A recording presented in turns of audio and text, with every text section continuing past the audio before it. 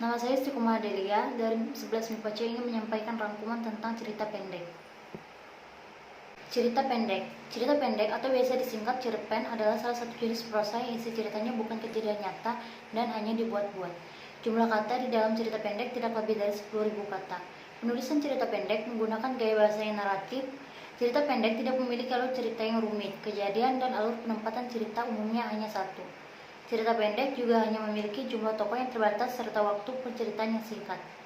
Cerita yang cukup panjang di dalam cerita pendek cenderung membuat unsur-unsur inti tertentu dengan suasana yang sangat dramatis, serta memiliki pengantar setting, situasi, dan tokoh utamanya. Selain itu, terdapat peristiwa di dalam cerita yang menimbulkan pertentangan di antara para tokoh sehingga terjadi peningkatan aksi dan momen penting. Unsur-unsur intrinsik cerpen mencakup satu, tema. Tema adalah ide pokok sebuah cerita yang diyakini dan dijadikan sumber pada cerita. Kedua, latar. Latar adalah tempat, waktu, suasana yang terdapat dalam cerita. Sebuah cerita yang harus jelas dari mana berlangsungnya, kapan terjadi, dan suasana serta keadaan ketika cerita berlangsung. Yang ketiga, alur. Alur maju adalah rangkaian peristiwa yang urutannya sesuai dengan urutan waktu kejadian atau cerita yang bergerak ke depan terus. Alur mundur adalah rangkaian peristiwa yang susunannya tidak sesuai dengan urutan waktu kejadian atau cerita yang bergerak mundur. Alur campuran adalah alur yang menceritakan alur maju dan mundur. Unsur ekstrinsik meliputi nilai-nilai dalam cerita, agama, budaya, politik, dan ekonomi.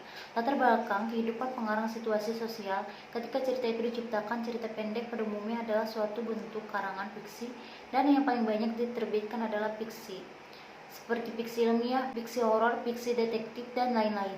Cerita pendek ini juga mencakup bentuk non-fiksi seperti catatan perjalanan, prosa lirik, dan varian-varian pasca modern, serta non-fiksi seperti fiktokritis atau jurnalisme baru. Tokoh adalah orang yang diceritakan dalam cerita dan banyak mengambil peran dalam cerita.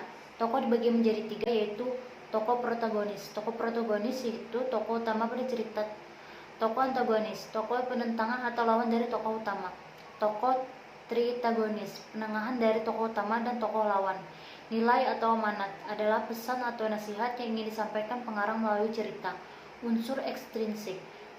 Unsur ekstrinsik adalah unsur-unsur yang berada di luar karya sastra, tetapi secara tidak langsung mempengaruhi bangunan atau sistem organisme karya sastra. Bagian yang menceritakan masalah yang dihadapi pelaku cerita, puncak ketegangan atau klimaks. Masalah dalam cerita sudah sangat gawat, konflik telah memuncak. Pada cerpen biasanya terdiri beberapa struktur yang diperlukan seperti elemen dasar dan tambahan abstrak. Struktur tersebut sangat diperlukan ketika menyusun sebuah cerpen. Ada beberapa elemen dasar untuk membangun sebuah cerpen. Yang pertama adalah abstrak. Abstrak merupakan pemaparan gambaran awal dari cerita yang dikisahkan.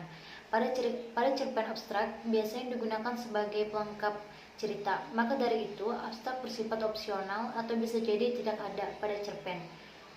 Yang kedua adalah orientasi. Pada orientasi, cerpen biasanya menjelaskan tentang latar cerita seperti waktu, suasana, tempat, atau lokasi yang digunakan dalam penggambaran cerita cerpen.